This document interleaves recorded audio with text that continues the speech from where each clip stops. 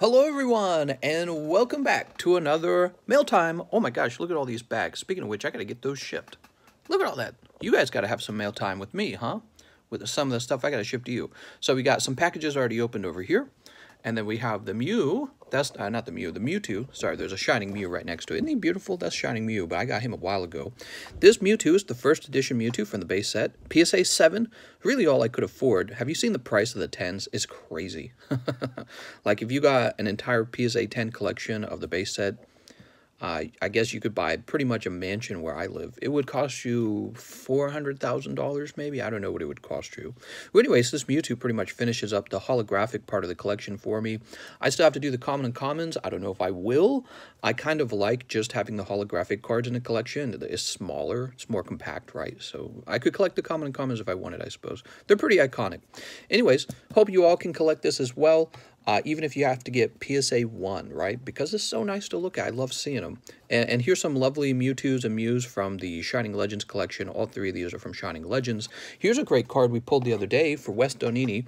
This is the Lugia from Ancient Origins XY. Really nice card. You know, those XY sets are getting real old, and maybe it's time to start thinking about picking those up before they become really expensive.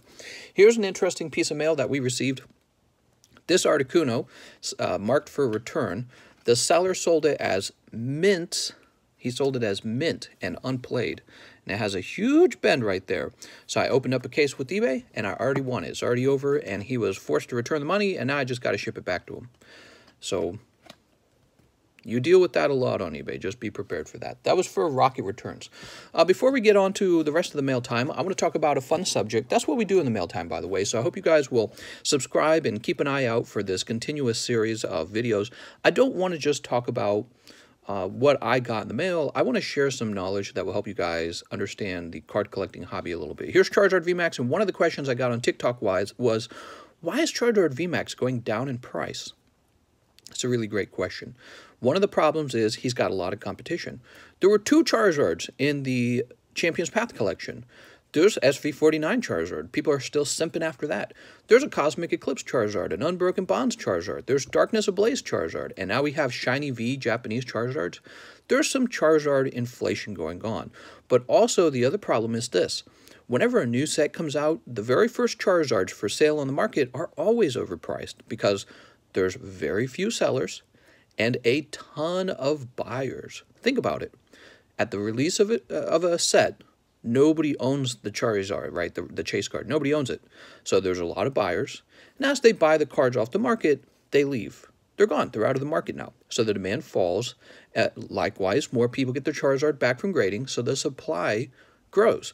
Higher supply, lower demand, the price starts to fall. So you see kind of this going on. Where's a card? With the supply and demand, you kind of see this going on. A set comes out, and the demand is really high up here, and the price goes slowly downward as the supply increases and the demand decreases. And then you reach kind of like a low point. This is kind of where you want to buy your Charizard, is at the lowest point, right? If this was a graph. So you want to buy him there. And what happens is, people slow down on submitting this card. Usually, it can take a while. Actually, like Unified Minds is a great example. It almost took a full year before the Mewtwo it was a Mewtwo Mew chase card. It kind of leveled out at its lowest point, and then it started going back up. So they start to go back up eventually, like this. So this is a natural kind of like product cycle for these collectible cards. You have the very beginning where there's none available. You have this high point where there's a ton of them available. And all the people who were there early already bought theirs. So you have this point in the price where it gets really low. And then people kind of stop grading it. People who do like flips, you know, they grade cards and then they flip them. They've already moved on to a new set. And the market starts to dry up and the price starts to slowly come back a little bit. So that's the life cycle of, you know, freshly released cards. Start high, dip, and then they might dip for a while, too. That's the thing. It also depends on the demand for that card. How badly do people want this versus SV49 Charizard? I think he looks great, by the way. But in February, we're going to get a shiny version of him, and I think people are going to be simping for him. So right now, he's kind of like the Burning Shadows Rainbow Charizard from Sun and Moon. And the new Shiny Star Japanese Charizard, he's going to be like the SV49 Charizard. So lots of activity in the world of Charizards. People tend to treat these as like the most investable card. There are some people who think you shouldn't invest in Modern at all. I don't necessarily agree with that. Here's the way I see it. If you wanted to pull one of these yourself, you would have to open a bunch of this Japanese product, right, the Champion's Path. Well, let's say he comes out every 100 packs and you paid $10 a pack, let's say that. You would have paid for 1,000 packs to pull one of these, and then you'd have to send it off to grade, and there'd still be like a 25 to 50% chance he comes back a 9. So he should have value irrelevant of the supply and demand, just because you know how much it costs to pull one of these out. So there could be a lot of buyers, a few buyers, but if it was my card, I would never list it under a certain price. I would put it up there at a price that reflects how hard it would be for you to pull it yourself and grade it yourself. So there's some shared knowledge about my thoughts about the price of a graded card. Careful with those graded cards, man. Some of them are way overpriced. Some of them are way underpriced. You just have to know which ones. Takes a lot of practice. Let's go back to mail time. Let's talk about what else I got in the mail. So I got this. I haven't actually looked at it. Seems to be a card lot I purchased. And they're all locked away, huh? Oh, there's some shadowless. So we got some base set unlimited and some shadowless base set. From the side, they look pretty well worn. Do they all just come out? Is it taped? Oh, God. Don't you hate it when the seller kind of crushes the card in there? I don't know if that's good for the card. Cloyster. Oh, man. I don't know how good that is for the card. That's a first edition Cloyster. Pidgey. Oh, an upside down Pikachu. Lovely. Okay, Pikachu. Oh, that's a shadowless Pikachu. Shadowless Charmander, Onyx, a Dragonite. Very nice. Okay. I like that. What do we have in here?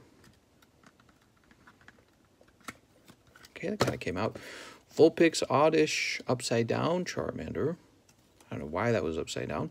That Squirtle's got a big bend. Ooh, a shadowless Squirtle. Machop, Machoke. Shadowless Charmander again. Very nice. I don't remember buying this. I was probably blackout drunk. No, I'm just kidding. There's a shadowless Dratini. You ever go shopping on eBays and then you don't even remember what it was you bought? It's pretty bad. Oh, Charmander, Doduo. I think these make great gifts, great giveaway prizes. There's something that they're vintage.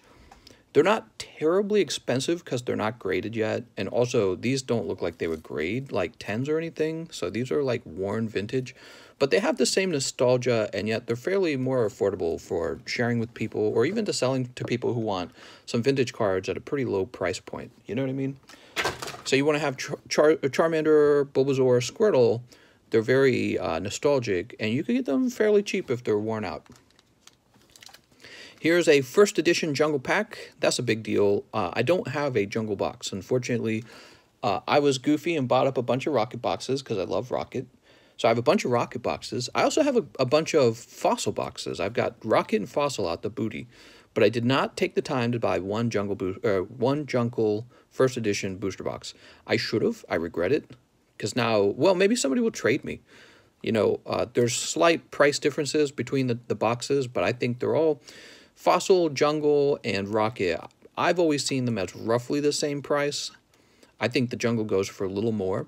I would love to make a trade, a box for a box with someone. I think we would have to meet in person to do it. They're so expensive these days. It would be scary to not do it in person. They're just too expensive.